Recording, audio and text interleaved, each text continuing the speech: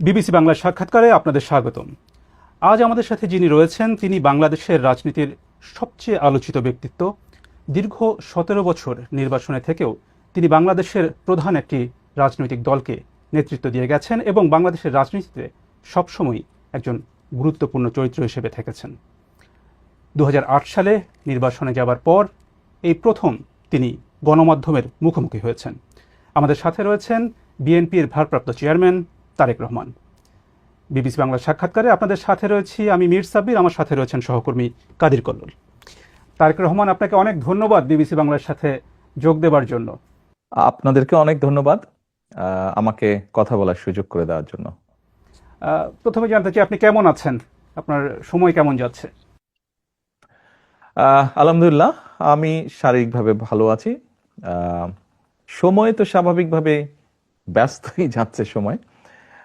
Physically হয়তো আমি এই দেশে আছি, বাট মন মানসিকতা সবকিছু মিলিয়ে তো আমি গত ১৭ বছর ধরে বাংলাদেশেই রয়ে গিয়েছি।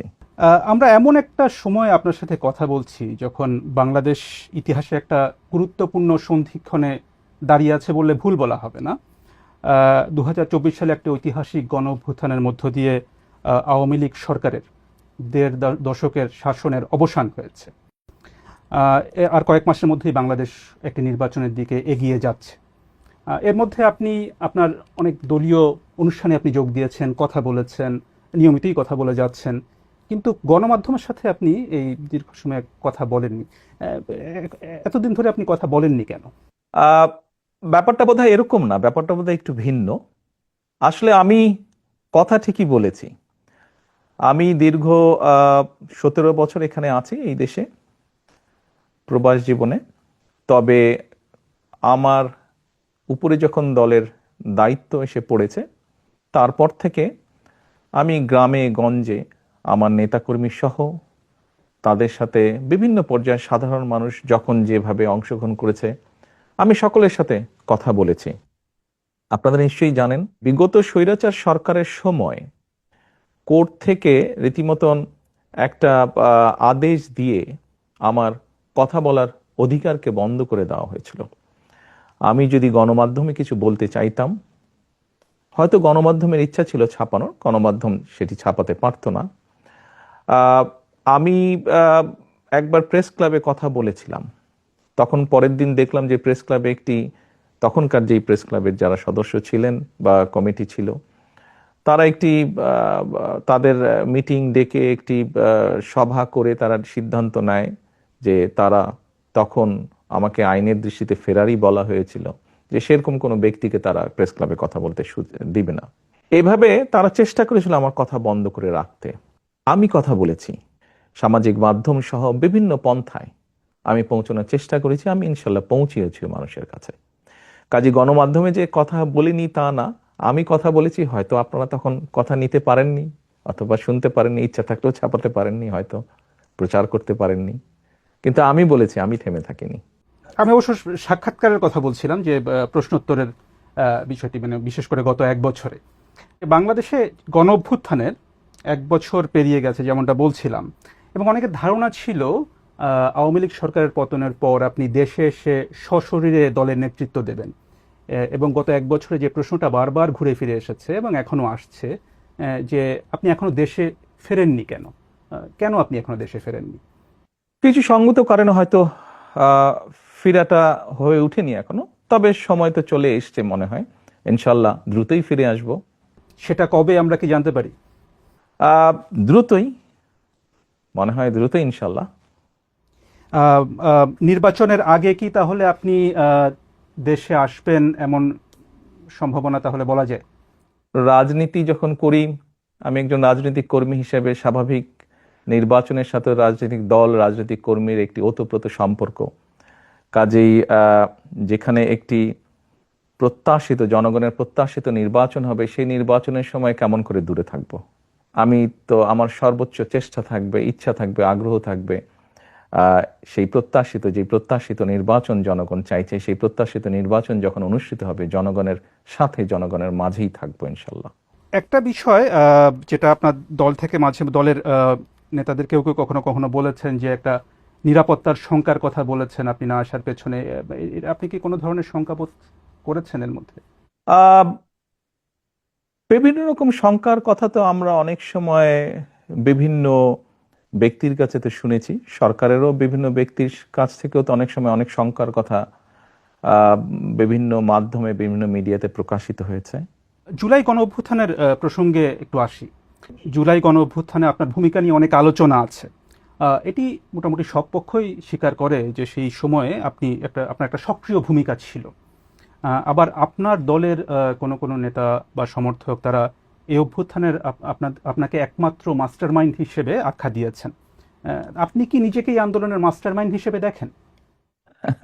না, আমি অবশ্যই এই জুলাই আন্দোলনে আমি কখনোই মাস্টার মাইন্ড হিসেবে দেখি না।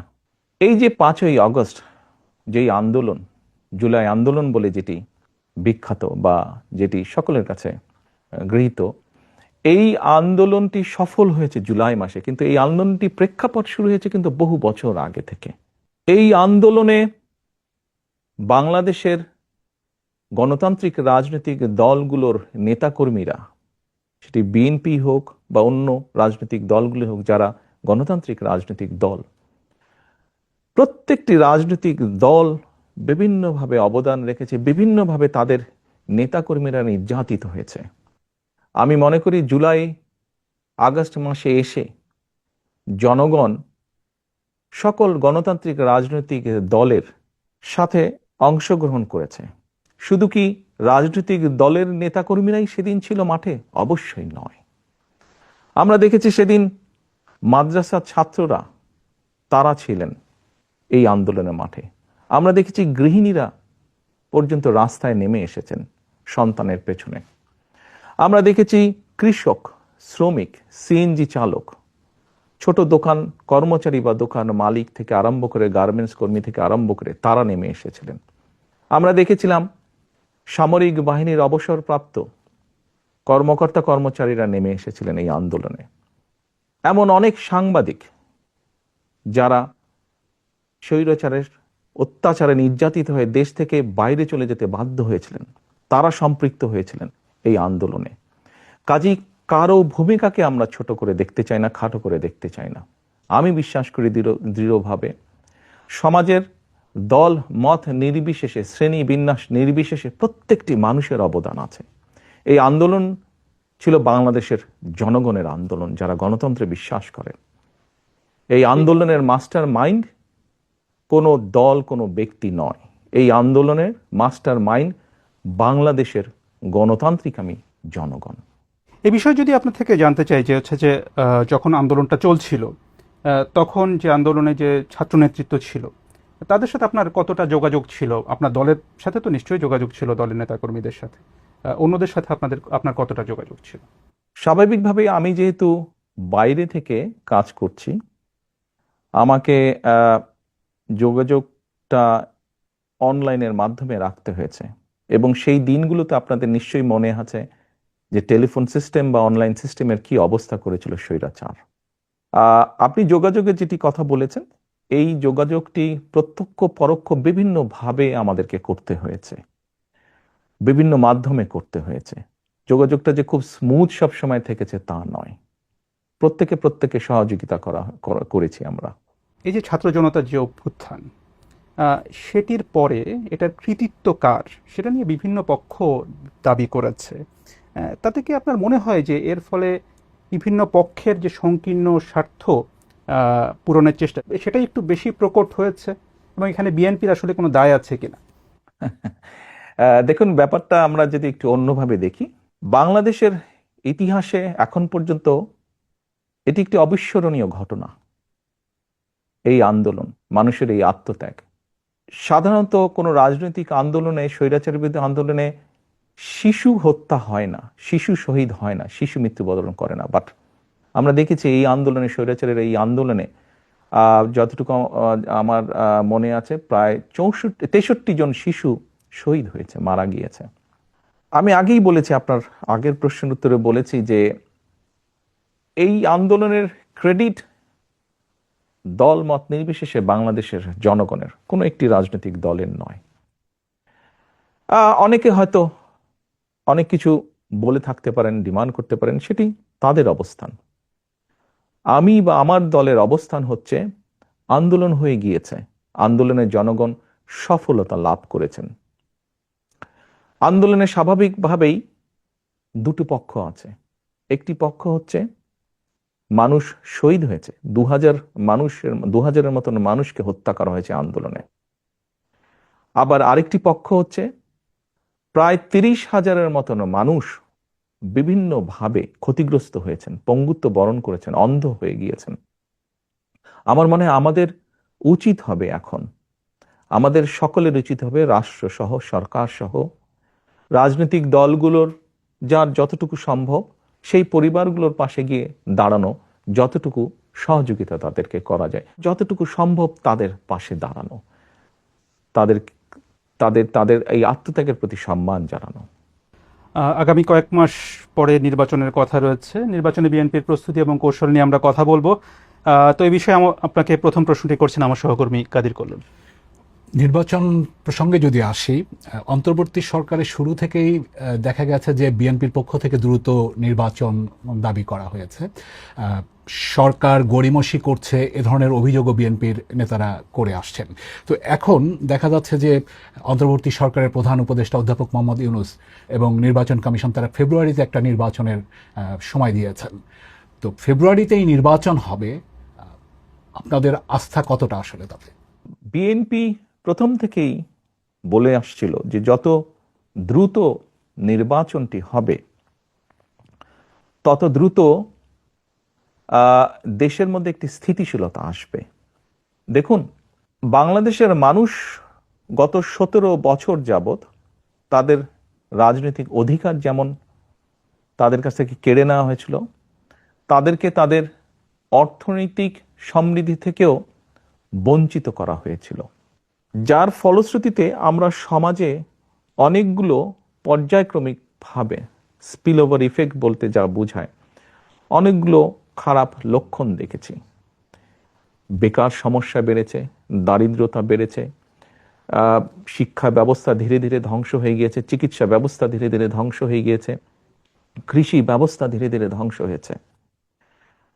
আমরা সেজন্যই বলেছিলাম যে যত দ্রুত নির্বাচন হবে, যত দ্রুত দেশের মালিক যারা অর্থাৎ জনগণ, তাদের কাছে যখন সেই অধিকার ফিরিয়ে দেওয়া হবে, তারা যখন সিদ্ধান্ত নেবে, অর্থাৎ দেশের মালিক যখন সিদ্ধান্ত নেবে দেশ কারা কিভাবে পরিচালিত করবে, তত দ্রুত দেশে স্থিতিশীলতা ফিরে আসবে। কারণ প্রকৃতভাবে নির্বাচিত একটি সরকার অবশ্যই জনগণের যেই চাওয়া, অর্থাৎ জনগণ যেভাবে চায় সেই বিষয়গুলোকে তারা অ্যাড্রেস করবে।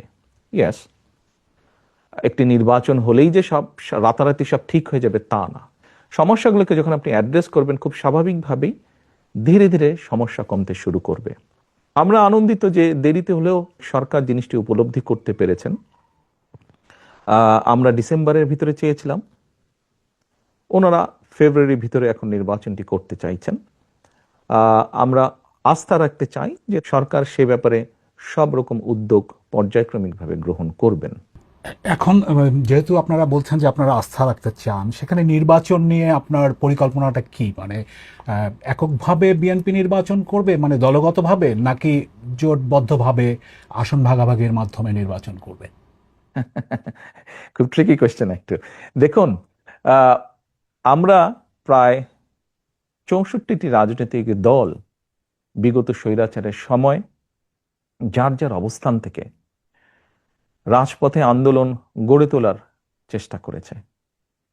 আমরা চেষ্টা করেছিলাম কম বেশি একসাথে কাজ করার জন্য।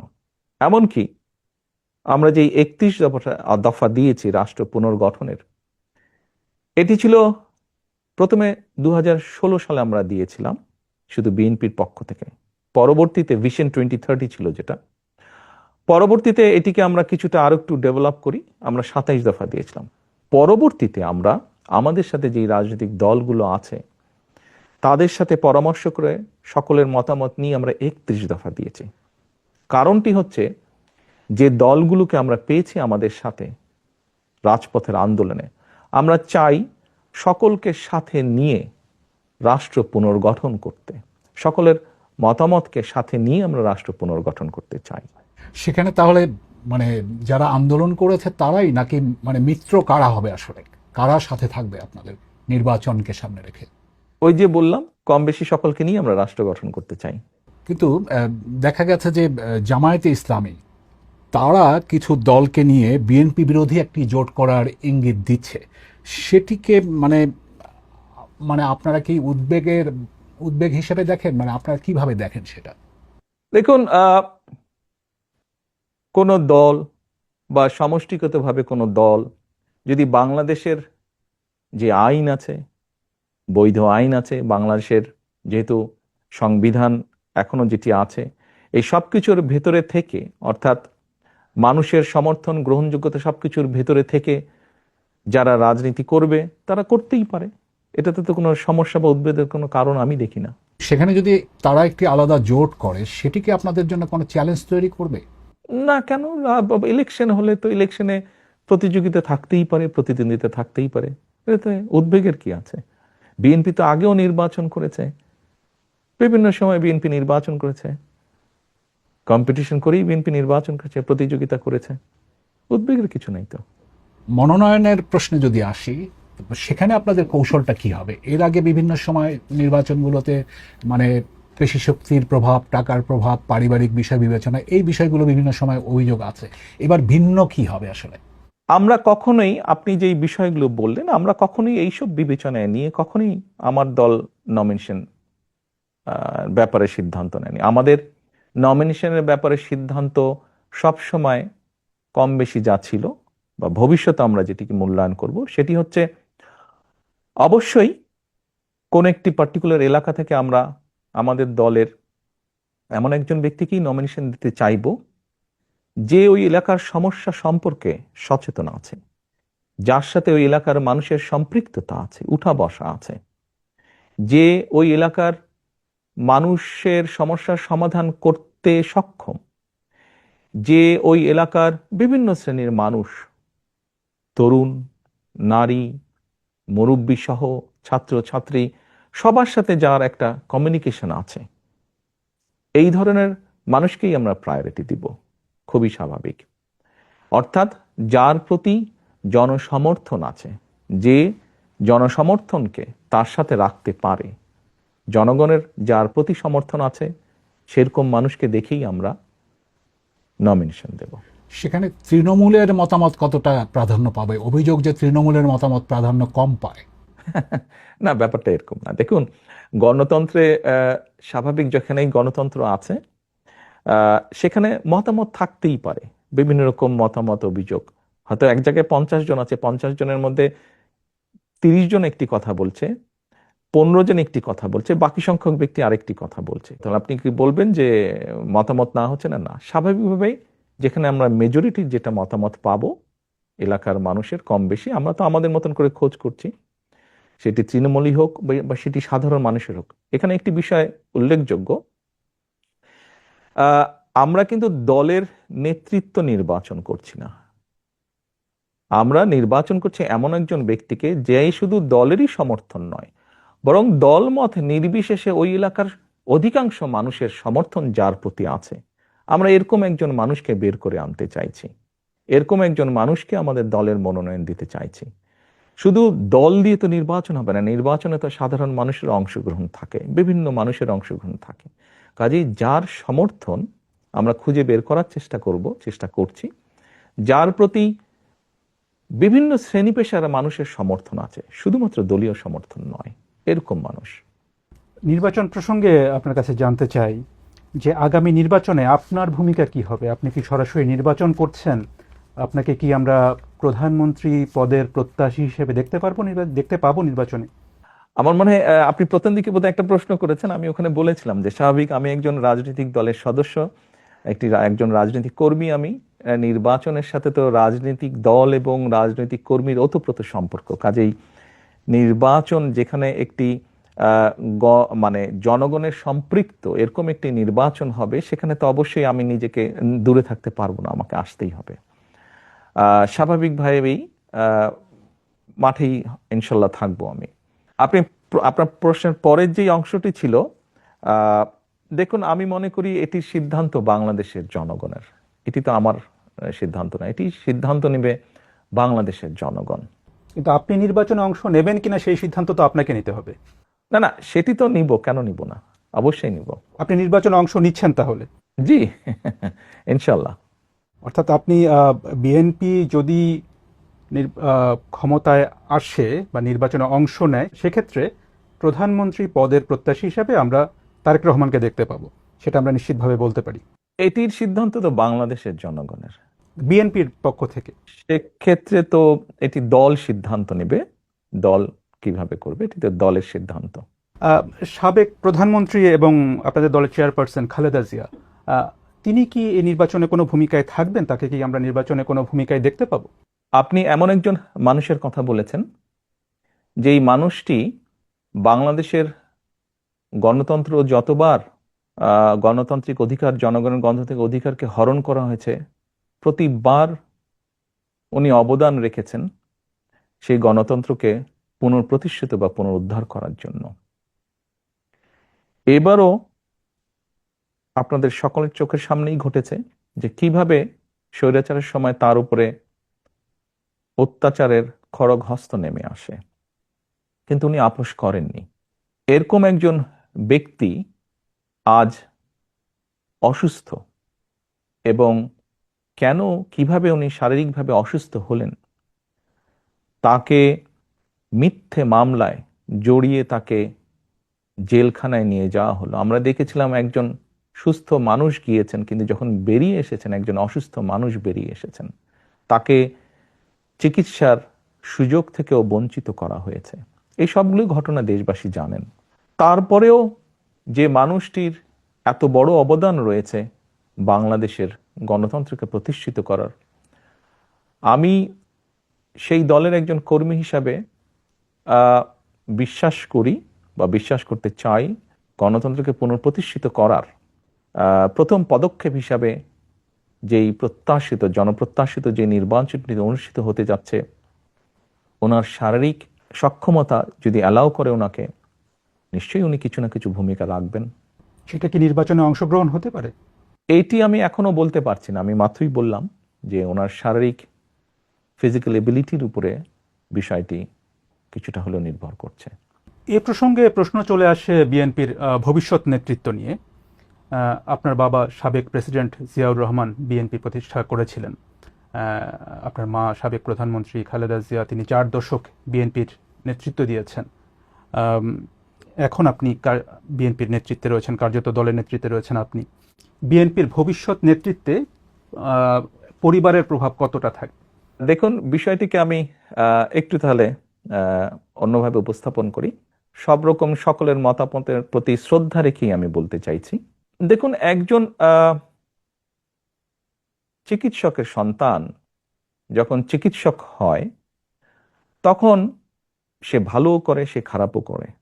একজন লয়ারের সন্তানও দেখা যায় যে অনেক সময় বাবা মায়ের মতন ভালো লয়ার হয় অথবা হয় না। রাজনীতিবিদদের ক্ষেত্রে অনেকের সন্তান পলিটিক্সে এসেছে, সবাই কি ভালো করেছে? সবাই ভালো করেনি। কেউ কেউ করেছে, কেউ কেউ করতে পারেনি ভালো। আপনি যদি আমাকে ইঙ্গিত করে থাকেন, তাহলে এভাবে আমি বলবো যে দেখুন, আমরা দেখেছি বাংলাদেশের মতন দেশে রাজনীতি যারা করেন, বিগত 17 বছরে দেখেছি, তার আগেও আমরা দেখেছি রাজনীতিবিদরা রাজনীতি করতে গিয়ে বিভিন্নভাবে হ্যারাসমেন্টের শিকার হন, মিথ্যে মামলার শিকার হন। আমাদের বহু নেতাকর্মী শারীরিক নির্যাতনের শিকার হয়েছে, জেল জুলুম খেটেছে, ঘর বাড়ি ভেঙে দেওয়া হয়েছে। যেই কয়টা উদাহরণ দিলাম আমি মাত্র, আপনি কি বলতে পারবেন এর কোনোটার মধ্যে দিয়ে আমি যাইনি? এর প্রতিটার ভেতর দিয়ে আমি গিয়েছি, প্রত্যেকটা স্তর পার করে এসেছি। আমি শারীরিকভাবে নির্যাতিত হয়েছি, যেই নির্যাতনের চিহ্ন এখনো কখনো কখনো আমাকে সহ্য করতে হয়। জেল জুলুম খেটেছি, আমি বিভিন্নভাবে মিথ্যা অপপ্রচারের শিকার হয়েছি। আমি সবকিছুর ভিতর দিয়ে আমি পেরিয়ে এসেছি। কাজেই এই জন্য এই কথাগুলো আমি বললাম যে রাজনীতি পরিবারীকরণ হয় না, এটি সমর্থনের ভিত্তিতে হয়। কাজেই যার যে অর্গানাইজ করে জনগণকে ঐক্যবদ্ধ করে, দলকে ঐক্যবদ্ধ করে সামনে এগিয়ে যেতে পারবে, সে এগিয়ে যেতে পারবে। কেউ যদি এগিয়ে যেতে না পারে, তাহলে সে এগিয়ে যেতে পারবে না। সময় পরিস্থিতি সবকিছু প্রমাণ করে দিবে, বলবে। আপনার স্ত্রী বা কন্যা বা আপনার পরিবারে যারা আছেন তারা রাজনীতিতে আসবেন কিনা এটা নিয়ে কিন্তু ব্যাপক আলোচনা হয় কিন্তু রাজনীতিতে। তো এই ধরনের কি কোনো সম্ভাবনা আছে বা তারা আগ্রহী কিনা রাজনীতিতে আসার ব্যাপারে? আমি ওই যে বললাম, সময় পরিস্থিতি বলে দিবে ওটা। একটু আবার আপনাদের নির্বাচন সরকারের দিকে যাই। বিএনপি সর্বশেষ সরকারে ছিল 2001 থেকে 2006 সালের মধ্যে। এর প্রায় 19 বছর পরে বিএনপির সামনে আবার একটা সরকার গঠনের সুযোগ তৈরি হয়েছে, এবং সেই তখনকার যে বিএনপি আর এখনকার যে বিএনপি, এই দুটোর মধ্যে পার্থক্যটা আপনি কোথায় কি বলবেন, যে পার্থক্য কি? এই 19 বছরে আমরা বাংলাদেশ বলি বা পুরা বিশ্ব বলি, অনেক কিছু পরিবর্তিত হয়েছে। সমাজ ব্যবস্থা পরিবর্তিত হয়েছে, অর্থনৈতিক ব্যবস্থা পরিবর্তিত হয়েছে। দুটো বড় বড় জিনিসের বোধহয় পরিবর্তন হয়েছে। একটি হচ্ছে কোভিডের ভিতর দিয়ে পুরো বিশ্ব গিয়েছে। এই কোভিড বিভিন্নভাবে আমাদের অনেক কিছু চিন্তা ভাবনা মনোজগৎ চেঞ্জ করেছে। ঠিক একইভাবে যদি আরেকটি বিষয় আমরা দেখি, এই যে আপনার সাথে আমি কথা বলছি অনলাইনে, এই যে আইটি বা সোশ্যাল মিডিয়া, এই পুরা বিষয়টা কিন্তু মানুষের মনোজগৎকে ভিন্নভাবে ভিন্ন রকম করেছে। অনেক ক্ষেত্রে একটা একটা একটা মনোজগতে একটা প্রভাব বিস্তার করেছে। খুব স্বাভাবিকভাবে আপনি যেই সময়ের কথা বলেছেন সেই সময় এই বিষয়গুলো হয়তো সেভাবে ছিল না। তো স্বাভাবিকভাবেই এই সব কিছু বিবেচনা করে সামনের দিনগুলোতে আমাদেরকে এই বিষয়গুলোকে গুরুত্ব রেখে বিভিন্ন বিষয়ে চিন্তা ভাবনা করতে হচ্ছে। আমরা সেভাবে চিন্তা ভাবনা করে আমাদের প্ল্যান প্রোগ্রাম বিষয়গুলোকে আমরা সাজাচ্ছি। সেই সময় থেকে 19 বছর আগে আমাদের যেসব প্ল্যান প্রোগ্রাম ছিল তার থেকে কিছুটা পরিবর্তন হবে, কিন্তু ওই যে বেসিক যে জিনিসটা, সেটা হচ্ছে মানুষের বেটারমেন্ট, মানুষের ভালো ভালো কিছু করার জন্য, মানুষ যাতে আজকে যেমন আছে আগামীকাল যাতে একটু বেটার থাকতে পারে। কিভাবে সেটা করা যেতে পারে, কে কোন শ্রেণী কিভাবে একটু বেটার থাকতে পারে, সেটাই থাকবে আমাদের সবচেয়ে প্রায়োরিটি ইস্যু। বিগত যখন বিএনপি সরকারে ছিল তখন অনেক বিষয় নিয়ে আলোচনা সমালোচনা ছিল। তার মধ্যে একটা বড় বিষয় ছিল দুর্নীতির অভিযোগ। সরকারে যারা ছিলেন তাদের অনেকের বিরুদ্ধে, বা সেই সময় যেভাবে দুর্নীতি হচ্ছিল বিভিন্ন জায়গায়, আপনার নিশ্চয়ই মনে আছে যে দুর্নীতির সূচকে বাংলাদেশের অবস্থান নিয়ে তখন অনেক সমালোচনা হয়েছিল। এ ধরনের পরিস্থিতি যে আর হবে না, এই বিষয়ে আপনি ভোটারদেরকে কিভাবে আশ্বস্ত করবেন?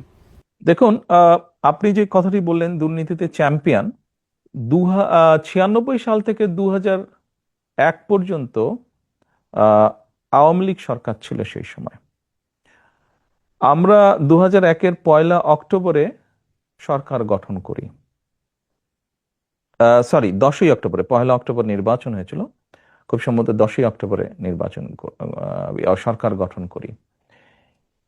এর বোধহয় কিছুদিন পরে একটি সূচক বের হলো টিআইবির, যে মানে 2-3 মাস পরে বোধহয় একটি সূচক বের হলো, যে এরকম একটি সূচক বের হলো। নিশ্চয়ই মাত্র নির্বাচিত একটি সরকারের পক্ষে তো ভালো মন্দ কোনো কিছুই 3 মাসে করা সম্ভব নয়।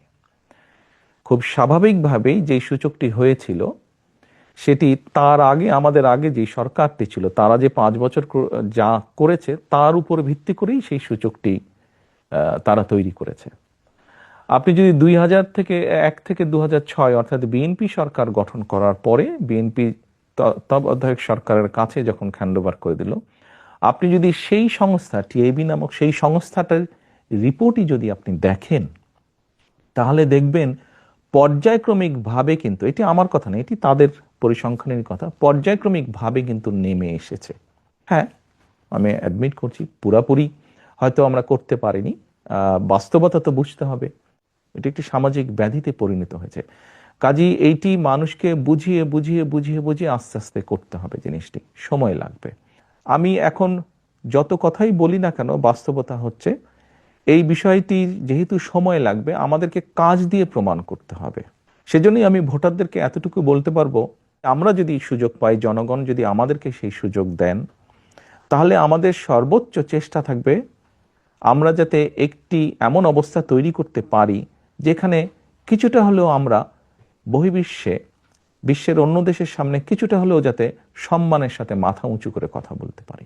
এর প্রসঙ্গে এই যে 5ই আগস্টের পরে যে বিএনপির অনেক নেতাকর্মীর বিরুদ্ধে এরই মধ্যে চাঁদাবাজি বা দখলের মতো নানা অভিযোগ এসেছে, আপনি জানেন, এবং আপনাদের দল থেকে অনেকে বহিষ্কার করা হয়েছে, এটা ঠিক। আবার একই সাথে এটা ঠিক যে এই অভিযোগগুলো কিন্তু বারবার আসছে, তো এটা থামানো যাচ্ছে না কেন? আপনার প্রতি সম্মান রেখে আপনার সাথে এগ্রিও যেমন করব, আবার এখানে অন্য একটি বিষয় আমি তুলে ধরতে চাইব।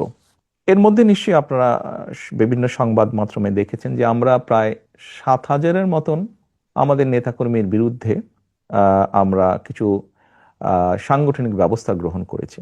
কিন্তু এই 7,000-এর সবাই কিন্তু আপনি যে অভিযোগ করলেন এই অভিযোগের সাথে জড়িত নয়। অন্য 7,000-এর মধ্যে এমন অনেক বিষয় আছে যারা অন্য সাংগঠনিক বিষয়ের সাথে জড়িত। এটি গেল একটি বিষয়। দ্বিতীয় বিষয়টি হচ্ছে, আমাদের কাছে এরকম যখন অনেক অভিযোগ এসেছে, আমরা অভিযোগগুলো তদন্ত করেছি। তদন্ত করার পরে আমরা বেশ কিছু বিষয় পেয়েছি। যেমন আমি দু একটি উদাহরণ দিয়ে আপনাকে বলি। যেমন ধরেন, দুই ভাই, কোনো একটি এলাকায় দুই ভাই আছে। দুই ভাইয়ের মধ্যে পারিবারিক সম্পত্তি, সহায় সম্পত্তি নিয়ে একটি সমস্যা আছে। এক ভাই বিগত যে স্বৈরাচার, পলাতক স্বৈরাচার, তাদের কারোর সাথে এক ভাইয়ের খুব ভালো সম্পর্ক। তার ফলে সে সেই স্বৈরাচারের যে দোসর, যার সাথে এই এক ভাইয়ের সম্পর্ক, সে তার ইনফ্লুয়েন্সটি ব্যবহার করে অন্য ভাইয়ের সম্পত্তিও জোর করে দখল করে রেখেছে। এখন 5 তারিখের পরে যে ভাই স্বৈরাচারের দোসরকে ব্যবহার করেছিল সেই দোসরও তো পালিয়ে গিয়েছে।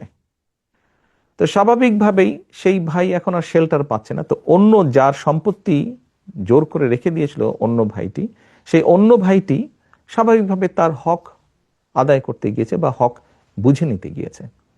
এখন অ্যাক্সিডেন্টলি বা ইনসিডেন্টলি যে ভাই এতদিন ভাবে বঞ্চিত ছিল সম্পত্তি থেকে, সেই ভাই বিএনপি করে, বিএনপির কোনো একজন কর্মী বা স্ট্রং সমর্থক বা নেতা যেটাই হোক, চাপিয়ে দিল, অভিযোগ তুলে দিল অন্যজন যে বিএনপি দখল করতে গেছে, বিএনপির নেতাকর্মী দখল করতে। এরকম ঘটনা আমরা প্রচুর পেয়েছি।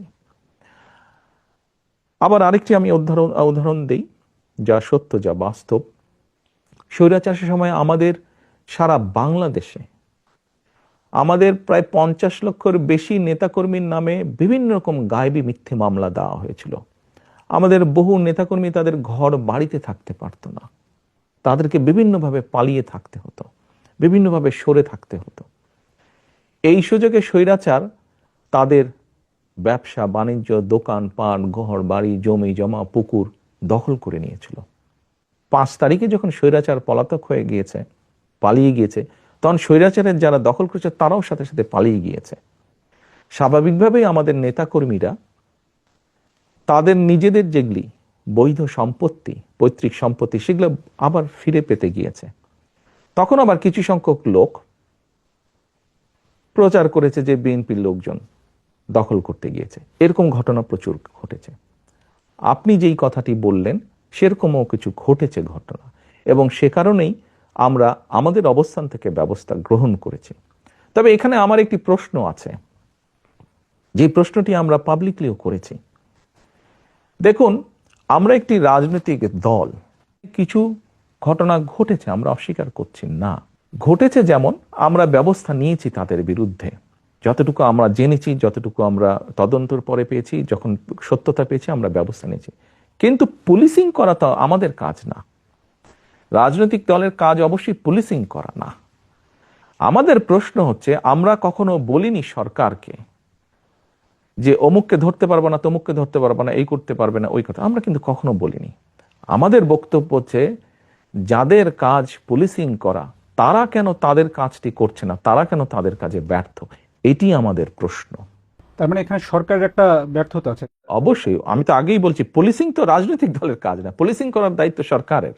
অর্থাৎ আমরা ধরে নিতে পারি যে আপনারা যদি সরকার গঠন করেন, সেক্ষেত্রে আপনার দলের নেতাকর্মী বা আপনার দলের নামে কোনো চাঁদাবাজি বা দখল এ ধরনের কিছু হলে তারা কেউ সেটা করতে পারবে না, কারণ তখন যেহেতু আপনারা সরকারে থাকবেন। ইয়াস, পুলিশ পুলিশের কাজ করবে, আইন শৃঙ্খলা বাহিনী আইন শৃঙ্খলার কাজ করবে।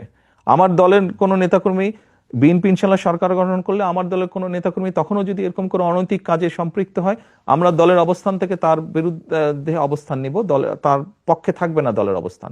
এবং দেশের আইন অনুযায়ী, দেশের আইন শৃঙ্খলা রক্ষা করার দায়িত্ব যাদের, আইন শৃঙ্খলা বাহিনী, তারা তাদের কাজ করবে। সিম্পল। এখানে দুই দুই চারের মতন ব্যাপার। আমি একটু ডাকসু নির্বাচনের প্রশ্নে আসি। সাম্প্রতিক সময়ে ডাকসু নির্বাচনের ফলাফল ব্যাপক আলোচনা চলছে রাজনীতিতে এখনো। এর ফলাফলে দেখা গেছে যে বিএনপি সমর্থক ছাত্রদল তাদের চেয়ে বেশ বড় ব্যবধানে ছাত্র শিবির সমর্থিত প্যানেল জয়ী হয়েছে। আপনি কিভাবে দেখেন এই ফলাফলটাকে? আসলে আমি মনে করি গণতান্ত্রিক যাত্রার একটি ভালো উদ্যোগ, এটি ভালো সূচনা। এটি গেল 1 নম্বর। দ্বিতীয় বিষয়টি হচ্ছে, যারা জয়ী হয়েছেন বা এরকম আরো ভবিষ্যতে যারা জয়ী হবেন তাদের প্রতি শুভেচ্ছা, এবং যারা ভবিষ্যতে জয়ী হবেন তাদের প্রতি অগ্রিম শুভেচ্ছা রইল। তৃতীয় বিষয়টি হচ্ছে, দেখুন, একটা অগ্রযাত্রা শুরু হলো, কিন্তু আমরা চাইছিলাম না যে কোনো বিতর্কের মধ্যে এগুলা পড়ুক। আমরা আশা করব যে পরবর্তীতে যেগুলো হবে সেগুলো বিতর্কবিহীন হবে নির্বাচনগুলো। এই নির্বাচনের ফলাফল, মানে ডাকসুর নির্বাচনের ফলাফল, এটা কি জাতীয় রাজনীতিতে কোনো প্রভাব ফেলতে পারে আগামী নির্বাচনকে সামনে রেখে? আপনার কি মনে হয়? আপনি কি মনে করেন সেটা? আমি যেটা দেখলাম বিভিন্ন মিডিয়াতে, কিছু ব্যক্তি, যেমন মান্না ভাই, উনি তো বোধহয় 2বার ভিপি ছিলেন, আমার থেকে অনেক অভিজ্ঞতা সম্পন্ন রাজনীতিবিদ। আমরা যদি ওনার বক্তব্য শুনে থাকি বা ধরে থাকি, তাহলে তো আমি মনে করি না কোনো কারণ আছে। ছাত্র রাজনীতির জায়গায়, জাতীয় রাজনীতির জায়গায়। এখন যে সক্রিয় দলগুলো আছে তাদের মধ্যে জামায়াত ইসলামীর প্রশ্নে যদি একটু আসি, যে জামায়াত ইসলামীকে ঘিরে বিএনপির নেতাদের অনেক সমালোচনা করতে দেখা যাচ্ছে গত সাম্প্রতিক সময়ে। তো জামায়াত ইসলামী সম্পর্কে আপনার মনোভাবটা কি আসলে? বিষয়টা হচ্ছে যে, দেখুন, বাংলাদেশের স্বীকৃত যে নিয়ম কানুন, আইন কানুন আছে, এগুলোর ভিতরে থেকে যদি কেউ যদি রাজনীতি করে, অবশ্যই করতে পারে। বিএনপি সবসময় বহুদলীয় রাজনীতিতে বিশ্বাস করে। কাজেই বিষয়টি আমরা এভাবেই দেখতে চাই। রাজনীতি করার, দেশের যে নিয়ম কানুন, আইন কানুন আছে, তার ভিতরে থেকে যারা রাজনীতি করবে, অবশ্যই সবার রাজনীতি করার অধিকার আছে। এবং আমরা তো চাই সবাই রাজনীতি করুক। বহুদলীয় রাজনীতিতে আমরা বিশ্বাস করি। জামায়াত ইসলামী তো বিএনপির সাথে এক সময় মিত্র ছিল। বাংলাদেশের স্বাধীনতা যুদ্ধে তাদের বিরোধী ভূমিকা নিয়ে কিন্তু বিএনপি নেতারা এখন অনেকেই প্রশ্ন তুলছেন, সামনে আনছেন। কিন্তু বিএনপি আবার তাদের সাথে সরকারও গঠন করেছিল একটা সময়। 2024 সালে স্বৈরাচার যেই হত্যাগুলো করেছে, দেশ স্বাধীনের পরে যখন তারা সরকার গঠন করেছিল, ক্ষমতায় ছিল, তখনও যে সকল লুটতারাজ তারা করেছে, খুন গুম তারা করেছে, বিগত 17 বছর খুন গুম তারা যা করেছে, এর জবাব যেরকম তাদেরকেই দিতে হবে তাদেরটা, ঠিক একইভাবে 71 সালে কোনো রাজনৈতিক দল যদি তাদের কোনো বিতর্কিত ভূমিকা থেকে থাকে, তাহলে তাদের জবাব তারাই দিবেন। ওটা তো আর আমি দিতে পারবো না। আমারটা আমি দিতে পারবো, অন্যেরটা তো আমি দিতে পারবো না। আপনি জুলাইয়ের সময়ের কথা বলছিলেন, সেই সময়ের হত্যাকাণ্ডের কথা বলছেন। সেই জুলাই গণঅভ্যুত্থানে ক্ষমতাচ্যুত আওয়ামী লীগ, তাদের ব্যাপারে আপনাদের বা বিএনপির অবস্থানটা কি আসলে? দেখুন, আমি 17 বছর যাবৎ প্রবাস জীবনে আছি।